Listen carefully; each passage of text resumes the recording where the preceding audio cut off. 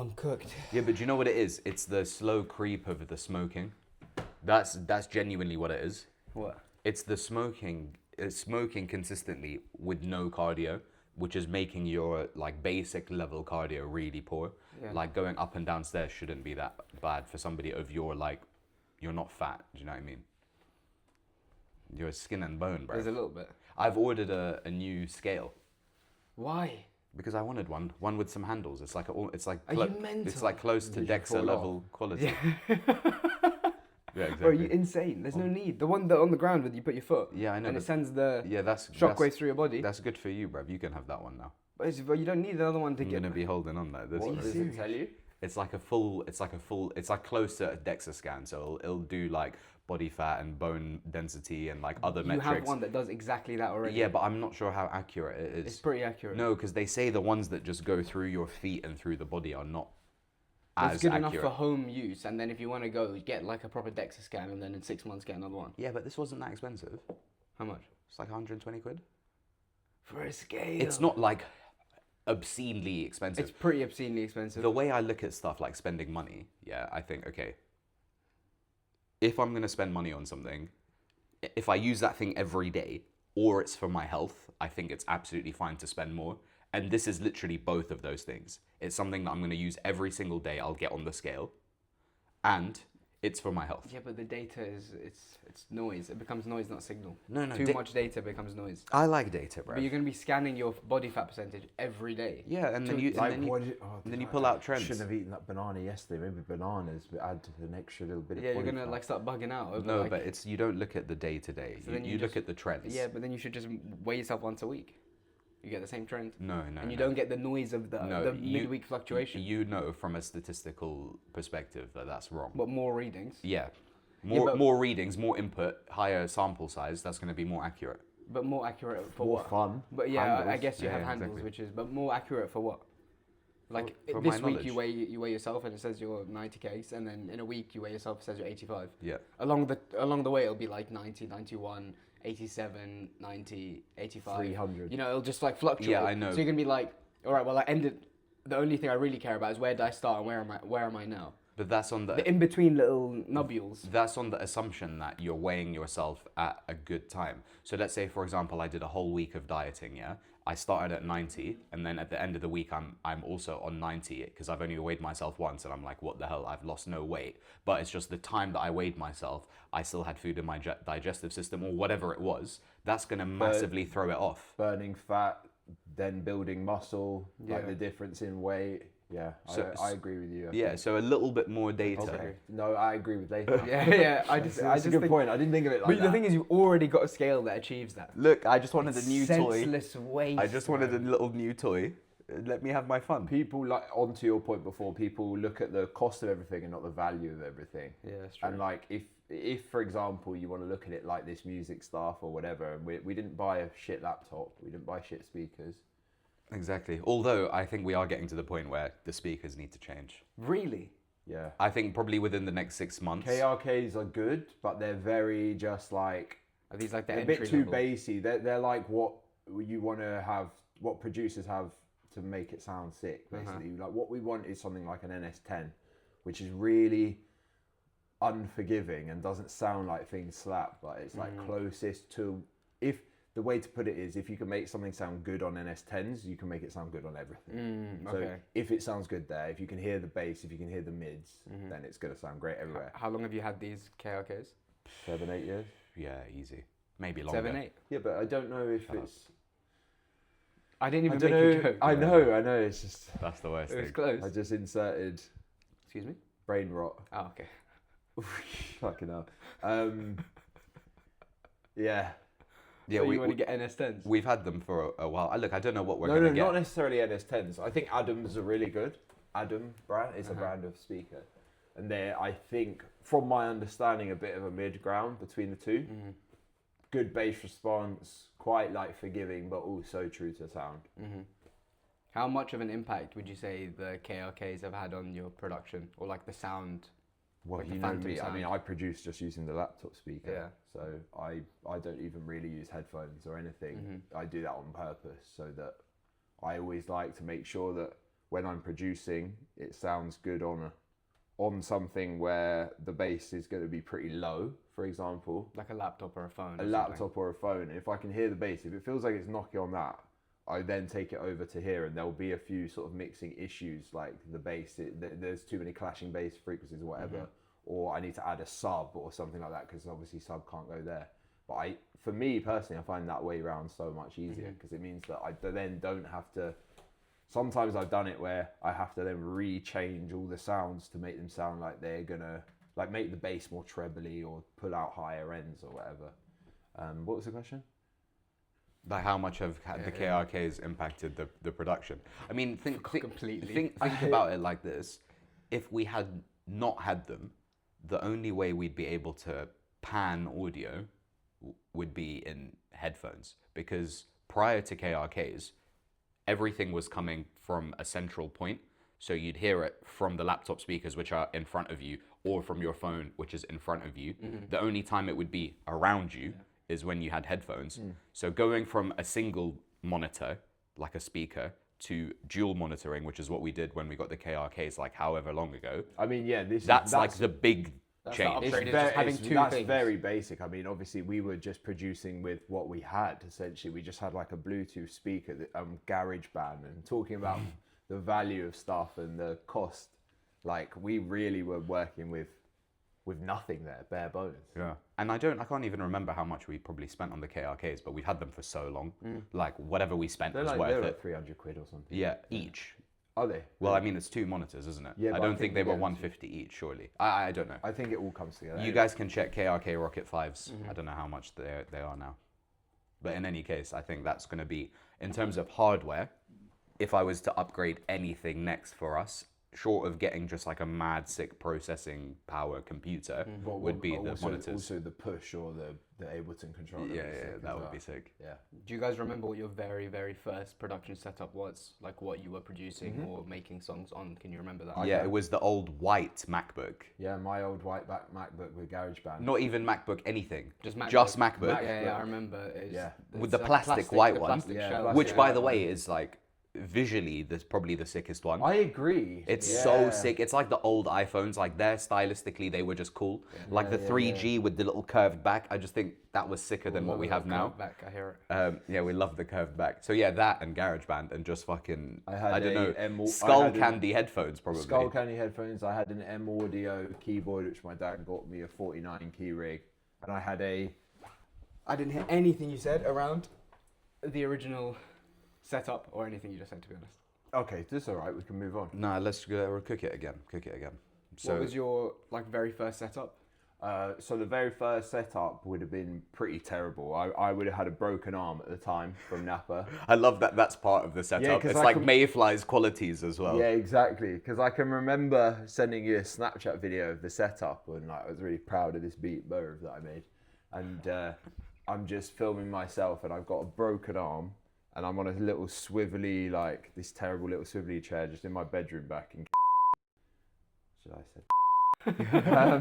And then It's calm. I can believe it. yeah, okay, calm. At this point, by the way, I think people know Yeah, too people much, have so all it's of the fine. info. We Yeah, just have to crazy. accept it. We just Yeah, have to yeah, accept it and move on. But so I had the M Audio 49 key rig, which is just a big keyboard, like with really heavy keys, MIDI keyboard on a weights bench next to me here, and then my laptop, the MacBook, the old white MacBook with GarageBand on it, on a bin here, Sick. and just sort of swirling between the two. That's And sick. that was it for the first setup. Damn. Yeah, So no speaker. You just we literally didn't even laptop have and a Ableton, keyboard. bro. Just Nah. using GarageBand. GarageBand. And yeah. then we got a cracked version of Ableton after what, maybe like 6 Allegedly. months or a year. Allegedly, yeah. Allegedly, I think that was the Yeah. case. Yeah. Oh Perhaps right, yeah, allegedly a cracked version. Yeah. Which we basically Rinsed. up until maybe like 4 or 5 years ago, essentially we had no bread. Like we kind of had very little peas to invest in stuff. Yeah. But then in the last, other than the KRKs, I'm pretty sure we had those for I a long remember time. having those in the flat that we have near Irons, Yeah, and having that set up in the little room, which is 6 years ago now, yeah. in the little bedroom, like one of the 2 rooms Yeah, you that remember? was sick. That was a Do you hard remember setup. when we were in the during flat? COVID. where we had one room as the studio and we had like the gym set up in the other room. Yeah, I think I remember that. And we spent like 6 months there. Yeah, sick. That was lit. So you started with a laptop and a keyboard. And what was your like startup in terms of setup? I guess for you it's very different because you don't need anything, just like pen and paper. Yeah, I mean for recording stuff, we bought one of these like start recording sets from like Amazon. It's got like a mic and a pop filter and an XLR and this and that. And I'm pretty sure was the Scarlett the first thing that we were using, or did we use something else? No, we used... Oh yeah, no, we had a grey one. PreSonus. Yeah, we had like a small grey one. Like the whole setup was 150 quid. Yeah. Fire Studio. No. It was before then. So the Fire Studio is the small Scarlett. No, it's not. Fire Studio is different. Scarlett is like two. PreSonus Fire Studio is a different thing. Jesus. And that's Scarlett 2i2, the one we got. Yeah, so in any case, we had like some honestly, PreSonus Fire Studio, or Focusrite. Focusrite is what we have now. PreSonus Fire Studio, I'm pretty sure was the original one. It was like that silver one with little blue knobs on it. Yeah. Sick. But like essentially the whole setup cost 150 quid, and that's what we were recording in. But then also, we did have access to, at some stage we started having access to a studio. Where we basically just could make use of that rather than, the stuff that we had. But a lot of the music that I was recording separately to Phantom or just practicing on, like, bro, I made so many demos of songs that just never came out. And that was all with this like very, very, very basic setup. And I just mixed it all myself, or I got Sugs to mix it. Some of the stuff that I was making at uni was equipment that we bought from the funding that we got for Rapsoc, which was actually sick, bruv. We basically started the society and just got loads of money from the uni and just spent it on music equipment and like throwing parties. Yeah, it was so lit, well, bruv. that's sick. Like it's related to the society, so you can do that. But if you started like, I don't know, book society, it's like, why are you buying speakers? Yeah. Because like, we so want play the audiobooks. audiobooks. Yeah. So would you say why are you that throwing a party? a book party, Yeah, book launch? Exactly. So would you say that there was like a big step change once you got new equipment in terms of the quality of the music? What was the impact of getting new equipment, I guess, to somebody who hasn't interfaced with any of it? I can't even put it down to a moment necessarily. Like, I think it's such a gradual, slow process. And I would say we're always leveling up. I'd say even like yesterday, I have a conversation with Zayd where it's like, I feel like my production and even how I'm producing it has leveled up in the last few weeks even, So I think that there's quite a lot of...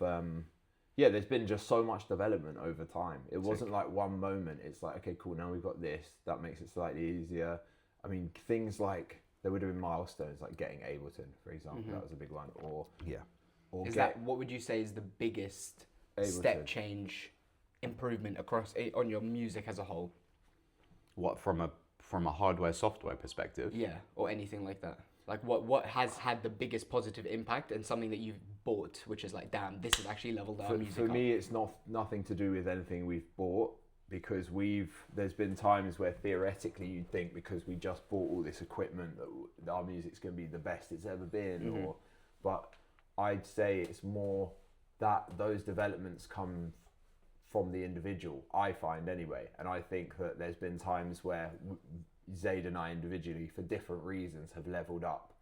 Like, I think last year you proper leveled up. You leveled up before me again. I think it was when you weren't drinking, you were like locking in quite a lot. And I think we have always kind of been this little like, me and Grade are always very yin and yang, and we always feed into each other, I think, a little bit in terms of like, if one is lacking, the other one picks the other one up, and vice versa.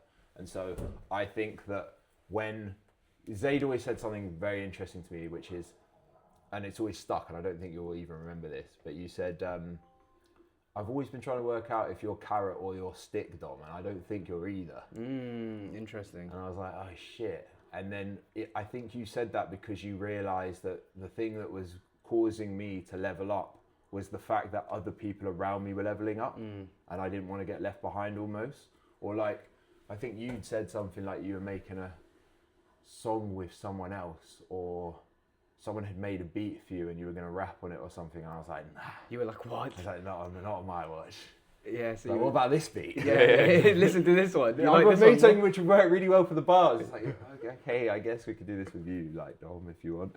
But that was always the thing which really stuck for me, and I think then it's just about individually locking in. I think my production from about this time last year to now has improved so much. The most it's ever improved, I think, anyway. And I think that's just a passion thing, really, personally, for me. I think I just like fallen more in love with it again. Really. So on reflection, would you say you're more carrot or stick? I don't know. Bit of both. Bit of both. Bit of both. I think most people are a bit of both. Just to come back to what you were saying earlier about hardware or software updates that have improved us the most. I think what we used to do pretty much was maximize what we have now to the point of it's hit breaking point. Like, we used to run stuff on an old laptop which it just couldn't. It came to a point where it couldn't handle the tracks that we were doing. Like, Lament would just continuously die. We wouldn't be able to open things. So it was like, okay, cool. At this point now, we need to upgrade the laptop. So we got a new one. And I think, since we've gone from your old laptop to the new one that we have, it's just been a lot more of a smoother process in terms of actually producing. Like, it's just, this MacBook is just more powerful. Like, you can handle a lot more songs. And in the same way for the software, I mean, we were just doing stock plugins for basically everything.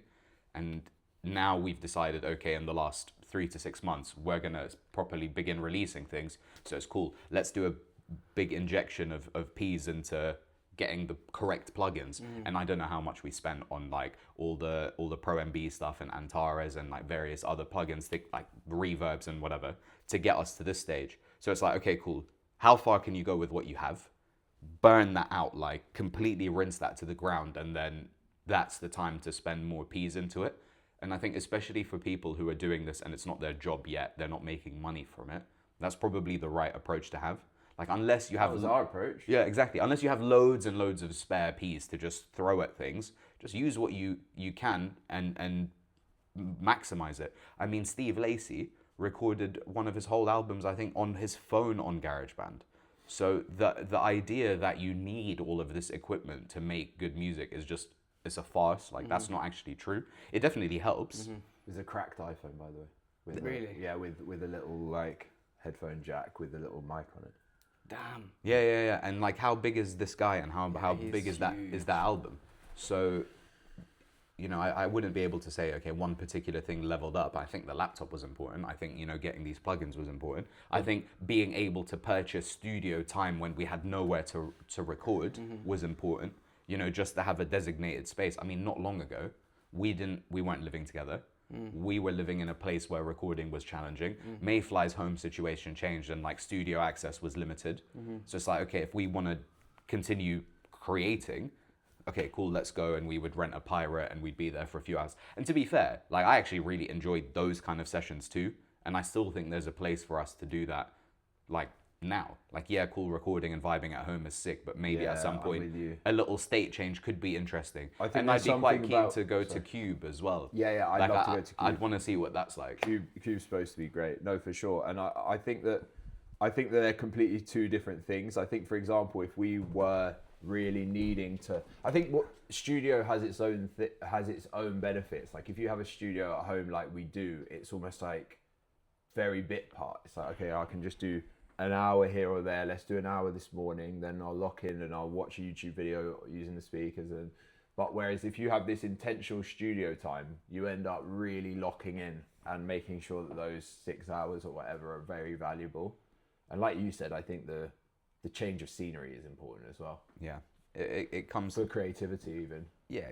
You start doing just the same thing over and over in the same space, and it does get a little bit dry. Like, part of the process is the enjoyment of it. And I think when you live in it and you live in the space, there's a massive positive, because the Phantom house is like a high energy house. There's all this creativity. We're all very productive. We're like pushing each other in terms of health and fitness and productivity and creativity. But it can get a bit overwhelming. Like, it can feel like, it's just always, you're always on. Exactly. It's like a lot of people had this during lockdown, for example, when in CBT therapy, for example, or anything like that, they'll teach you that you shouldn't be living and working and eating and sleeping in the same place.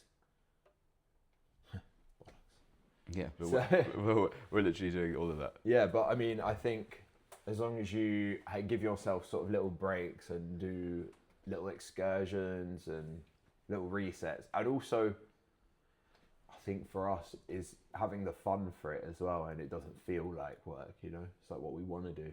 So after some trials and tribulations, we've been talking about hardware and software this whole time. Yeah, exactly. And bloody hardware and crazy. software has cooked us. So should we do some questions? Do you want to jump into a question?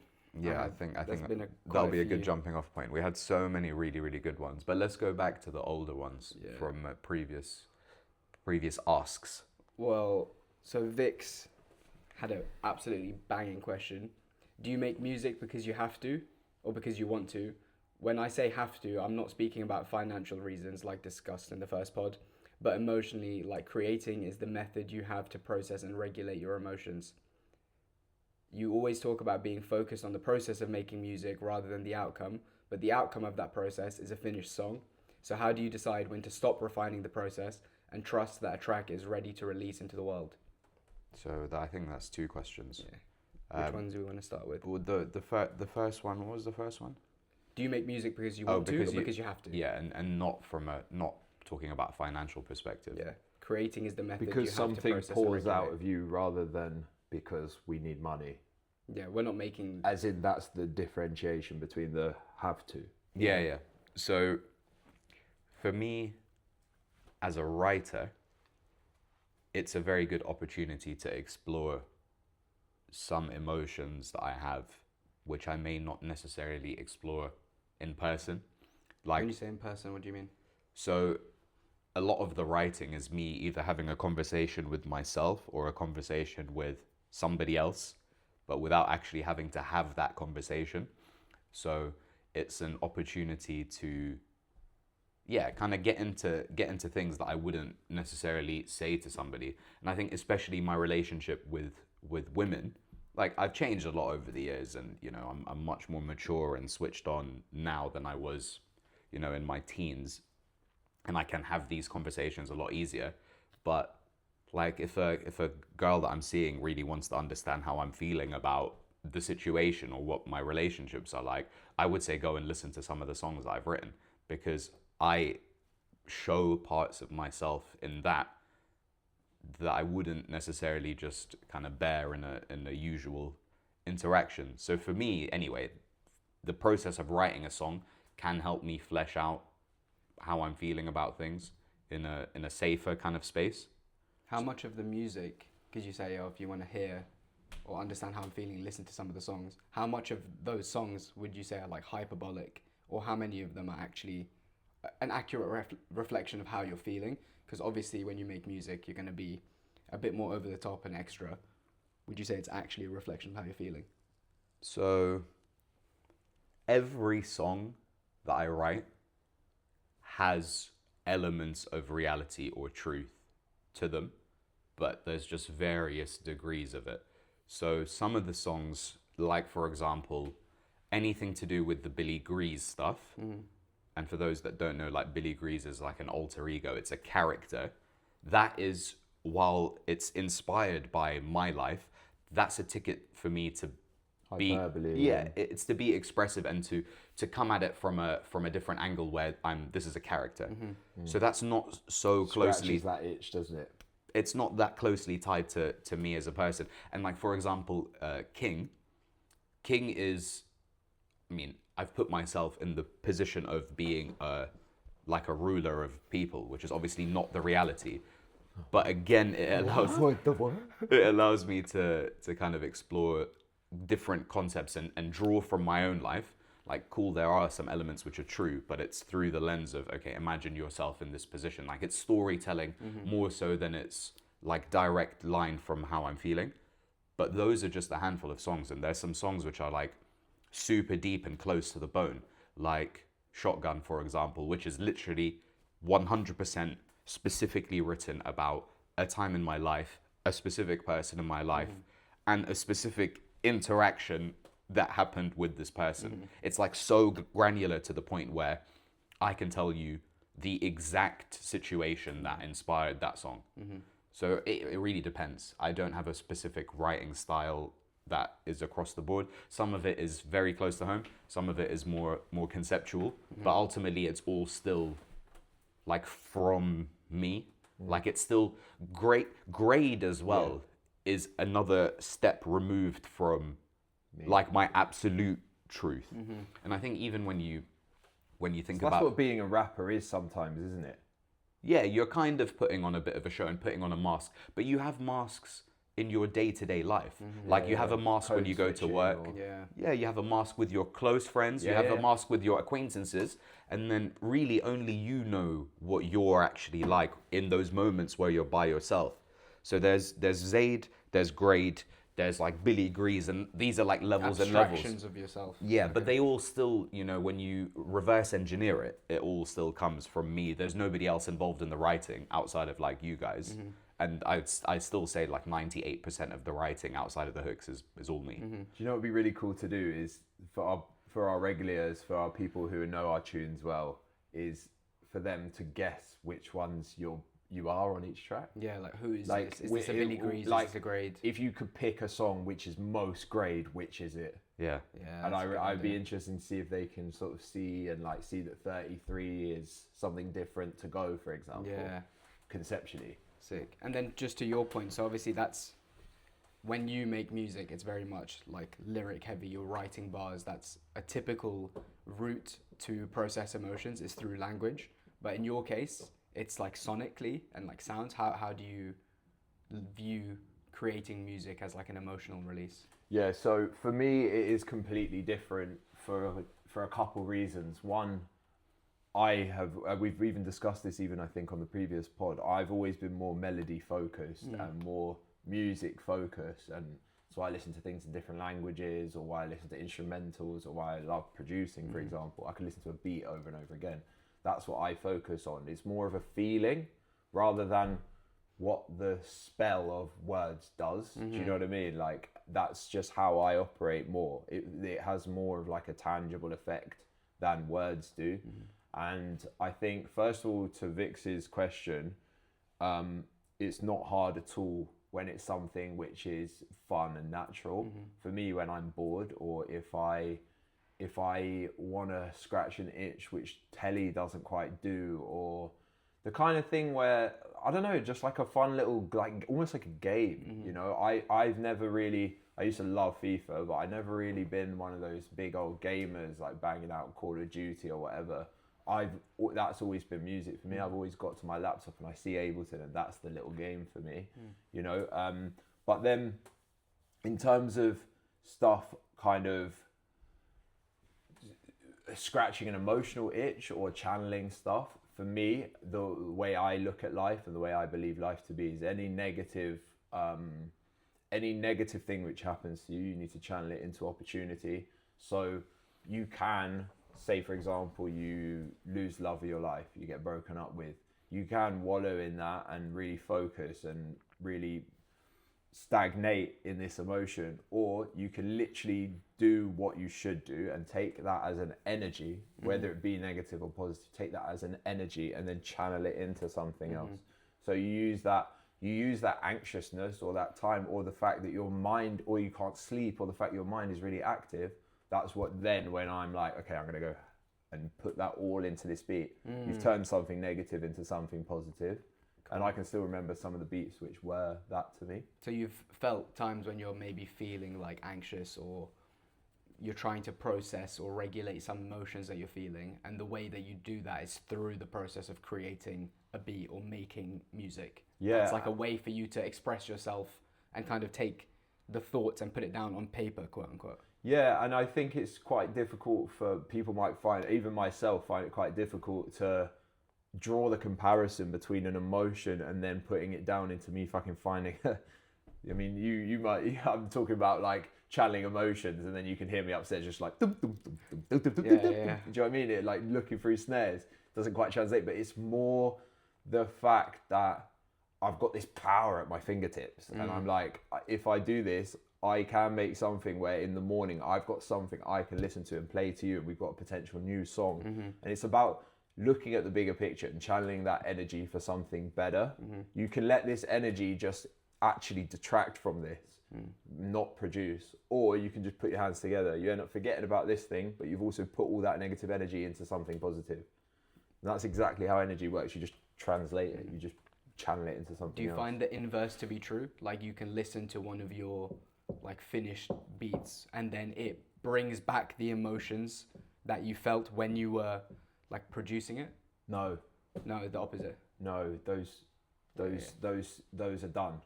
So it doesn't bring back, like when you listen to a beat, it doesn't like take you back to, I I remember feeling like a certain I way. might remember it, but I Yeah. would never feel it. It doesn't like like stoke those emotions within I you. You're don't- more like, okay, I put it I down don't and now I think can so. move past it. Yeah, but it's like, as I say, it's less of a direct comparison and quite hard to get your head around, I think, because it's quite hard to translate an emotion into, like, as I say, into me manipulating a sample or writing something down, because it's not like there's no physical idea attached to it. It's not like I'm getting rid of, it's not like I'm writing about the thing which has happened.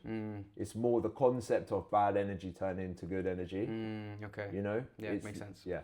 Whereas I think from a writer's perspective, it's a bit different because you kind of are literally processing the event or the thing that's happened or the feeling into words. So it's a lot more straightforward to be like, okay, cool, I've gone through X, let me write about X, like very specific event. So that allows me to kind of just, yeah, like go through something or like process something. If I didn't have songwriting as an option to mentally go through and process emotional things, I probably would benefit from like speaking to people about it or like going to therapy. But the process of actually deeply considering what happened and then trying to quantify it, like qualify it rather in words, is like really cathartic. Yeah. So that all works out fine. And then following on from that, how do you decide when to stop refining the process and trust that a track is ready to release into the world? And I think this is kind of for both of you. I think that I was thinking about this when you first asked it. I think that there's no black and white and there's no right or wrong answer. I'm looking at our board down there of our songs which we have coming out, and Lament we've been writing for 6-7 years. It's not fully recorded yet. We just landed on the hook, which we wrote years ago, but we've just landed on definitely using that as a hook, which got done in a day. Yeah. Back to front, recorded. That's crazy. Everything. Okay. The beat didn't exist. The bars didn't exist. Yeah. Yeah, and you just turned it around and...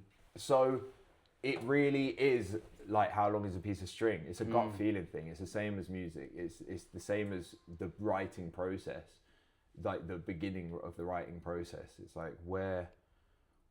my mum always used to say this as well about my dad. My dad would often, and he would say this as well, he'd often play with a song for too long, and that rawness, that cool vibe that he had at the beginning, ended up getting lost. It got too polished, or you didn't get that. And so sometimes there might be a balance. Who knows? Maybe with Lament we probably did wait too long, and that's why that's taken so long. And sometimes you need that point of like, right, let's draw a line under this now and move on to the next thing. Because we could make all these songs 20 minutes long and with 100 different parts. Yeah.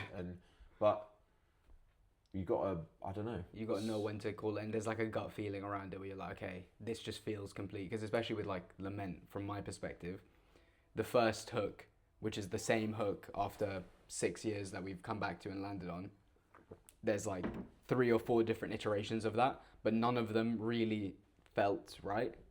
It kind of felt, I don't know, there's something missing. And then coming back to the first hook and landing on that now, and it's, to me anyway, I'm like, okay, yeah, this is it. Yeah. And now put a line under it, move to the next one. Sometimes you have to go through that process to like realize, okay, actually this is the way that this song is supposed to be. Like you almost have to go through the shit parts to then realize how good you had it. Do you know what I mean? Like you can clock it after the fact, but every song, well, okay, a few things. Number one, our mindset has changed massively, and I keep on saying this, like now we have the confidence and the puzzle pieces around Phantom, like outside of the music, are in position, which makes us feel like, okay, we can release music, even though the songs aren't necessarily that different to how they were a year ago. How we feel about the process is different, and I think that's really important. The second thing is basically echoing what you said, Mayfly, where it's like every song has its own journey and its own process, and you don't know how long it's going to take for a song to be finalized. You just kind of have to live with it. And I think now kind of relinquish some of the ownership we have over it. We've been talking a lot about surrender as a concept for development, you know, like accepting that sometimes it's not in your hands and just go with the flow kind of and just see what happens. Don't overthink it too much. Like, you know what's good. We still want it to be of a certain level, but like you say, you can get too granular with a song and then it loses some of the emotion and the feel, and it's better to just let it go. Like, let it go, free it of your mind, like free it from your mind and just have it out there. How much of that is influenced by the lives and like by the real-time feedback that we're now getting from people who are hearing it for the first time? Obviously, we've been in kind of this almost echo chamber for 10 years, hearing the same songs over and over again and feeling different things about them and thinking, oh, this is my favorite, and then 6 months down the line, oh, actually, I don't want that to ever see the light of day. But now performing them on a twice weekly basis and getting that real-time feedback, how does that impact your view of the songs themselves? Does it change it at all? Or when you get feedback, is it kind of irrelevant because you already have your own gut feeling associated with the track? The feedback is super helpful and we always listen to it, and it definitely affects, I mean, we've got like market research, why would we not listen to that, you know, with people who really like and trust the music. We also do ultimately our call, if there's a song which people don't like as much, we're not going to delete it, you know what I mean? Ultimately we will decide, but I think that whole concept is quite, what's the word, like chicken and egg, like cause and effect. Like, I think that's been a slow process, is the what Grade was talking about with the surrender. Us even going on to the lives was another step of that surrender, and then getting feedback after that is then helps us become a little bit less precious with stuff. And I think our headspace is now versus 5 years ago. 5 years ago, we were like, right, there's no way we can release any of these songs soon. We've got way too much to do. Whereas now, I think it is obviously us developing and being better at making songs sound finished from the get-go, but it's also the mentality, 100%. We're way less precious. It's all the content.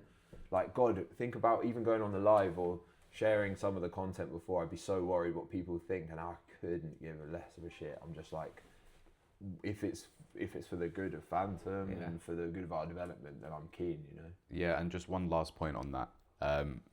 I really value feedback, whether that's like from a live performance, whether it's going live on the streams or just playing it to our mates. And for the longest time, we just bounce a track and we'd send it to like a couple of the group chats and be like, cool, what do you guys think?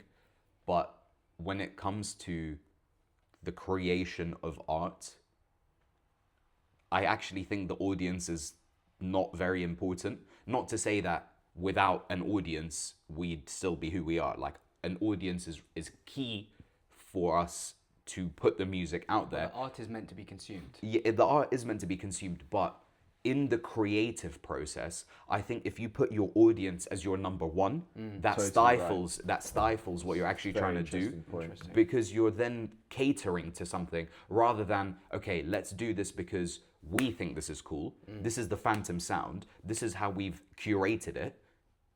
It's more like close to what is actually us and authentic, which is why I think it was so good that we shaped the sound on our own. That's exactly right. And now it's like, because the sound is developed and we know exactly what the Phantom sound is, like we know lyrically what the content's like. It's funny, it's dense raps, it's catchy hooks, there's singing, there's backing vocals. That's the vocal side. The production is quite minimal, very fat, bass heavy, intricate kind of production, but just pretty simplistic ultimately. And the genres are hip hop and the UK adjacent sounds like dance, grime, garage. That's, you know, if we were to encapsulate Phantom, that's what it is. if we didn't develop that as like the overall mission statement of the sound before involving an audience, I think that could have gotten a bit lost, and people would have been like, oh, I think you should lean more into songs like this, and we only started doing songs which are singing more. And actually, we would have never written a song like Witch, where it's just 3 minutes of bars. Yeah. You know, if you allow the audience to influence the creative process too much, I do think there's some detraction. And Rick Rubin says that. Rick Rubin's like, you know what, the audience should be bottom of the list in terms Bowie said the same. your processing of the creative pursuit. Interesting, and I think this ties perfectly into Gabriella's question, which is, do you write to get things out or to make things land for the listener? And I think you kind of answered it there. To get something out, and then the happy byproduct of that is it lands for the listener. And I think that's shown by when we do all these performances on the live, everybody resonates with a different track. And so if you were to make the song with the intention of having it resonate with somebody, I think you'd miss that. But just by making it to get something out and then having a wide variety, people resonate with different things. If the audience knew what it wanted, they would only accept what they thought they would want. You wouldn't have ever had any of these trailblazer big artists come through. Like Bowie spoke about that in a lot of detail just before he died, I think, about Oasis or whoever it is coming through and changing the game completely. Strokes is a really good example. Like in the early 2000s, everyone in the world was trying to make this like Brit poppy, like very like sort of Blur late 90s influence stuff.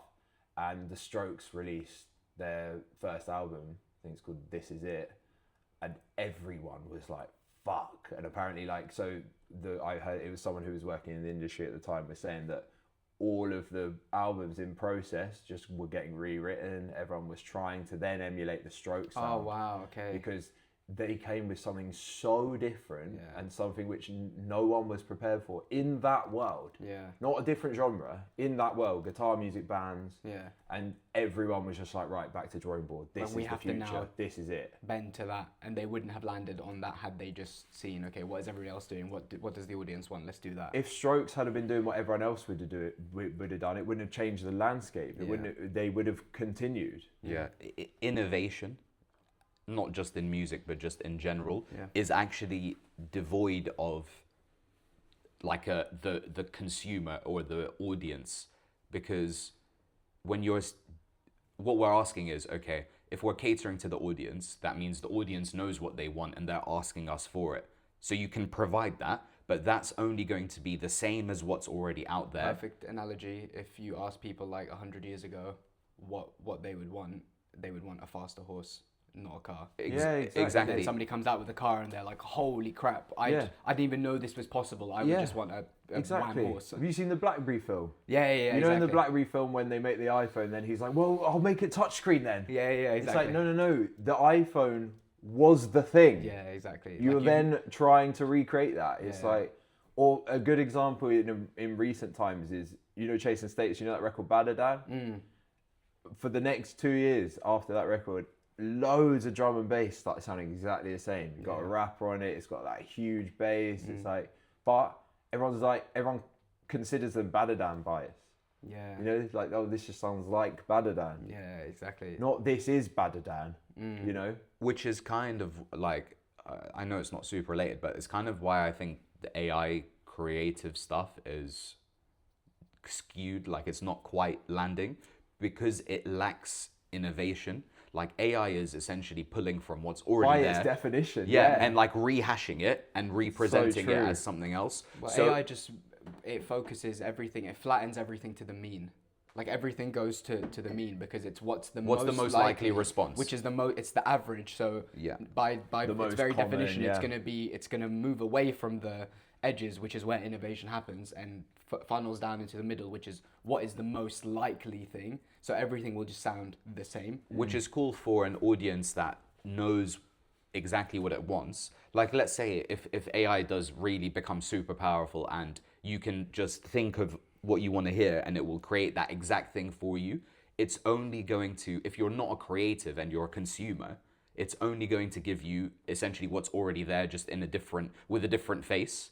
But if you want something new, it requires innovation, and that requires you to not consider what the inputs are. It's purely your own output without anybody telling you, okay, this is what I like, this is what I think you should do. Nah, it's like, okay, lock yourselves in a room for 6 months and see what comes out. Yeah. I guess to your point there, That'd be sick. how often do people actually really know what they want? Like in any media, if I want to watch a film, I know roughly, unless I'm going to go and re-watch a film that I've seen before, fine. But in general, I'll be like, okay, I'm feeling to watch a horror film, but I don't want to know every single plot point, every beat, and how exactly the film is going to end. Otherwise, what's the point? No, but you know.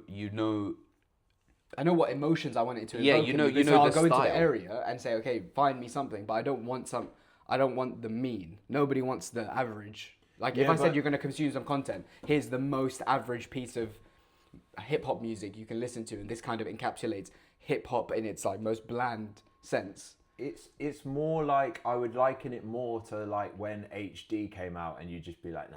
Yeah, okay. Do you know what I mean? It's like there's this innovation which is sort of like this thing, this uncertainty. It's I think the film thing is too close. It's like those are just different genres of the same thing. Whereas I think if it's like a brand new concept almost, that's what. And it's like, we even spoke about it last week again, like Popstar and the Bits, that Young E-Man song, or even SD Kid. I don't know if we liked it at first. Yeah, and then it kind of. But then it grows, and you start to think, and you listen, and that's what being an artist is, and a trailblazer. You know, it's not for everyone. Yeah, sick. One final question before we wrap things up from Evie. What are you looking to get out of Phantom U? What is your goal? We want to do this. World domination. She's exactly her question is, what is your biggest dream to get out of Phantom U? I want to. My biggest dream is to be able to do this all the time. That's it. Like I would love to travel the world. I'd love to like do everything with the music. But if we're in a position where we're doing this full time and I get to have fun doing it and doing what I love with my boys, then perfect. Sick. That's it for me. Yeah, and in terms of, I mean, obviously I echo that, and that's the dream as well. No, I hate it. I don't want to do anything with Yeah, it. I just want money. Yeah, money. Is to just, you know, is to be able to make a living from your passion. But in terms of, okay, like quantifiable metrics, let's say, I'd love to do like a massive live show where like there's like thousands of people in the crowd and they're all singing along to one of the tracks. I'd love to pick up some sort of award for the music, like whatever you think about the Grammys. From my like beginnings of hip hop, I've always been like, man, one day I'm gonna be on that stage and I'm gonna be getting a Grammy and like whatever, like that would be sick. Like I have these kind of aspirations for Phantom U. I'd love to walk down the street and to see somebody wearing the Phantom uniform. Or like to a car drive past and I can hear one of our songs in the car. Yeah, like these are like moments that I've seen in my head and I'm like, there's a guy with like a Phantom cap listening to the Phantom. Yeah, that's what I'm here. Blacks out in a Phantom. I think for me, it would be hearing somebody on the street, somebody that I don't know, a stranger, talking about Phantom or mentioning us or playing our songs, and then I'd be like, oh damn, like this, it's bleeding out into the world, and like people are actually starting to consume it, and I think that's gonna come obviously when the song gets released. 30th of Jan, pre-save go now. Yeah. No, it's becoming very, very tangible and real. And I mean, just to go back, like the idea of like the fame of the music, I don't think is actually what really interests me so much. Like I had a taste of it when we were at uni because we were doing this like rap sock stuff and we were hosting nights or whatever. And basically every time I went out, someone would come up to me and be like, oh, you're this guy from Rap Sock. I've seen your videos, blah, blah, blah. Like it's cool and it's a bit of a novelty, but that's actually irrelevant. I just want the quality of the art to be so good to the point where it's undeniable and people are interacting with it in a positive way, like in whatever way that comes. If we only get to 1,000 monthly listeners on Spotify and that's our level, but people are really, really fucking with it, that's good enough for me. Where you say only 1,000 people, I think this is something that's like messed up with social media, is you see these numbers that are almost like impossible to comprehend, and you're like, oh my god, this person got 1 billion views on their video, like I want 1 billion views. But if 1,000 people came, knocked on our door and was like, hey, I love your music, by the way, I listen to it every month, we would be like, we'd be overwhelmed with support, and that would just be like 1,000 people is so many people, but we talk about it as if it's not. Like, we get thousands of views on some of our videos. Yeah, but like that's like a stadium. Yeah, but everything's comparative. Yeah. Like 1,000 people is too many people to be in this house. Yeah. Yeah, but it's if Travis Scott put on a concert and 1,000 people came, wouldn't be enough people. But like for us, if 1,000 people like stopped you in the day, being like, "Mayfly, I love your beats," you'd lose your wig. You'd be like, "Holy shit, this is way too much." Yeah. This is insane. Like if you go outside and 1,000 people crowd just follow you around, you'd be like, "What the fuck is happening?" Yeah, but that's what I mean. It's comparative. It's like you can't use it like that. Like I've got a certain amount of followers on Instagram. I don't hang out with them all day. Yeah, day, it's true. Like, but if they all message you saying like, "I love the music," and like, I bump it every month, you'd be like, "Damn, okay, we're really having an impact." So even these like quote unquote small numbers have. It feels like that early doors as well, especially with our regular shout out. Yeah, shout out to regulars. They are very supportive, and I think especially when the music comes out, that is something we're really looking forward to relying on them for. Essentially, like helping push that. Yeah, 100%. All right. Sick. Well done. Thanks Handshake. Thanks for joining. Handshake. Welcome to Phantom Upstairs episode 2. Ooh.